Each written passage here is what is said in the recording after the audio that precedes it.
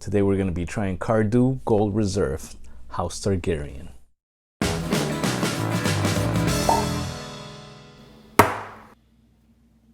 Hey, welcome back, Whiskey Questers. If you're new to the channel, my name's Antonio, and in this channel I get to try whiskeys from all over the world.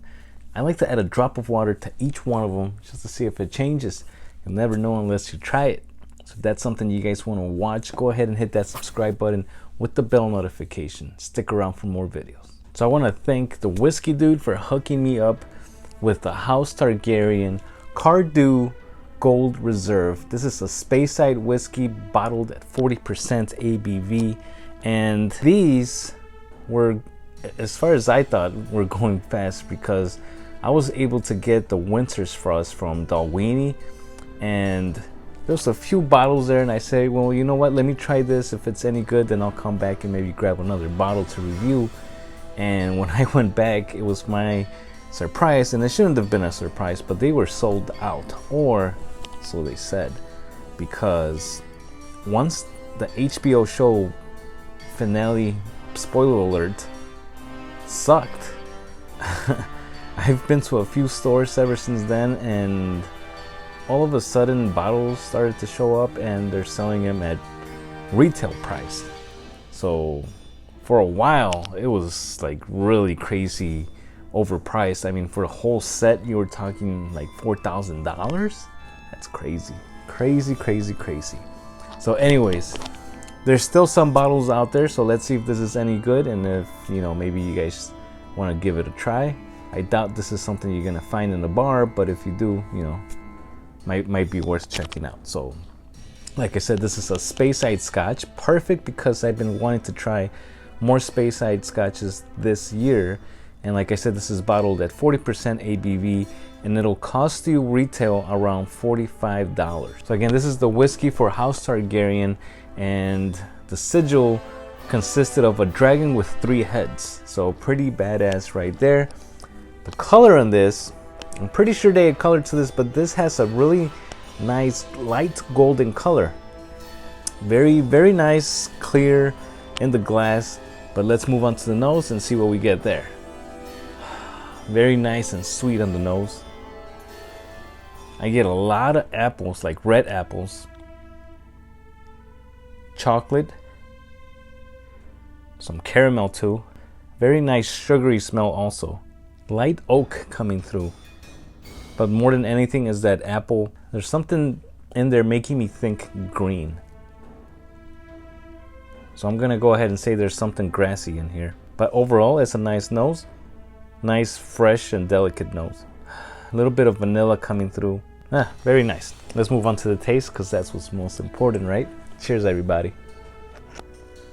That's pretty delicious stuff. All right, I do get a nice oaky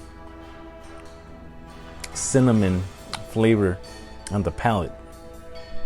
Right after that, you start getting some of that maltiness, some chocolate coming through. There's that vanilla, and then the red apples at the very end. There's some char coming out, and it is a bit dry in the finish. The finish on this one, I'd say it's on the short side. It doesn't stay for too long, but it doesn't finish too quick, not like that Johnny Walker Blue Label, but very easy sipping, as you can see.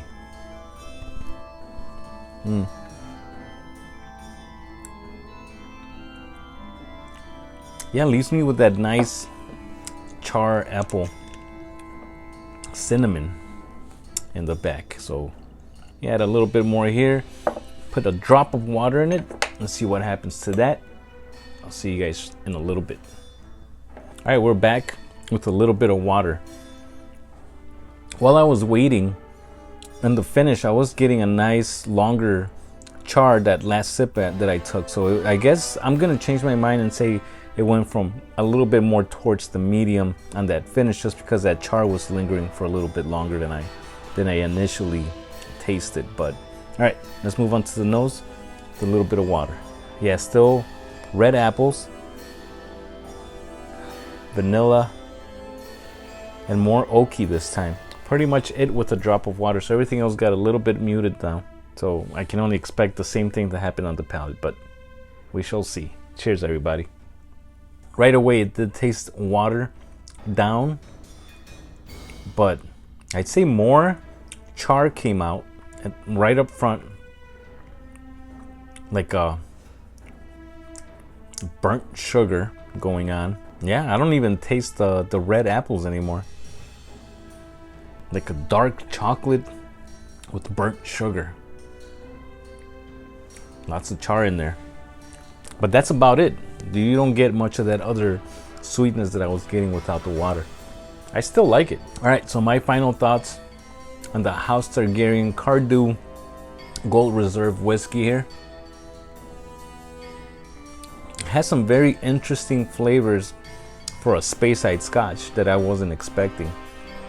Initially, without the water, it was a lot sweeter. Yeah, that char just keeps going with that drop of water. But overall, I don't think I would see myself picking this one up at $45. Maybe at $30 we would think about it, but I wouldn't be rushing out hunting for a bottle. But overall, it's not a horrible whiskey. It's not just something, especially since it's a limited release. If it was a regular bottling, then maybe we could talk about it a little bit more.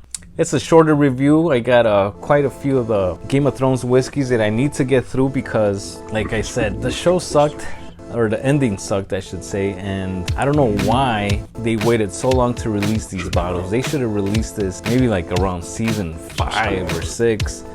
Then it would have been more of a enjoyment, you know, because then the show would have been lasting a little bit longer. But hey, they thought that they were gonna make tons of money off of this because the show was doing so awesome, but HBO killed it. So here's to HBO ruining the franchise, guys. Cheers. See you guys in the next video. Bye.